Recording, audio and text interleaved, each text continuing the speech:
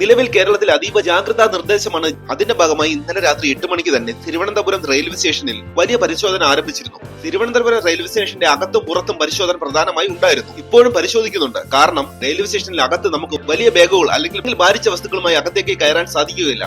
അവിടെ കൃത്യമായ പരിശോധനയ്ക്ക് ശേഷം മാത്രമേ റെയിൽവേ സ്റ്റേഷന് അകത്ത് കടക്കാൻ സാധിക്കുകയുള്ളൂ. അങ്ങനെ അകത്തും പുറത്തും പരിശോധനയുണ്ട്. പ്രത്യേകിച്ച് പാർക്കിംഗ് ഏരിയകളിലാണ് വലിയ രീതിയിലുള്ള പരിശോധന. കുറച്ചു നാളുകളായി പാർക്കിംഗ് ഏരിയയിൽ കിടക്കുന്ന വാഹനങ്ങൾ പോലീസ് അതിനെ സംബന്ധിച്ച് കാര്യമായി അന്വേഷിച്ചു.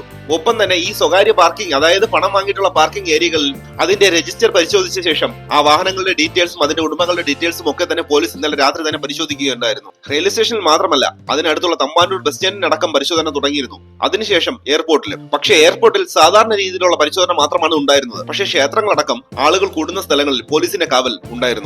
ഇപ്പോഴും ആ രീതിയിലുള്ള പോലീസ് സുരക്ഷ തുടരുകയാണ്. കാര്യമായി ഒന്നും കണ്ടെത്താൻ കഴിഞ്ഞില്ല എന്നത് ആശ്വാസകരമായ ഒരു വാർത്തയാണ്. ഏതെങ്കിലും സംശയങ്ങൾ ജനിപ്പിക്കുന്ന വസ്തുക്കളോ കാര്യങ്ങളോ കാണുകയാണെങ്കിൽ പോലീസിനെ 112 എന്ന നമ്പറിൽ വിളിച്ച് അറിയിക്കണം എന്നാണ് DGP നൽകിയിട്ടുള്ള നിർദ്ദേശം. സ്ഫോടനവുമായി ബന്ധപ്പെട്ട് വാഹന ഉടമ നിലവിൽ ഒളിവിലാണ്.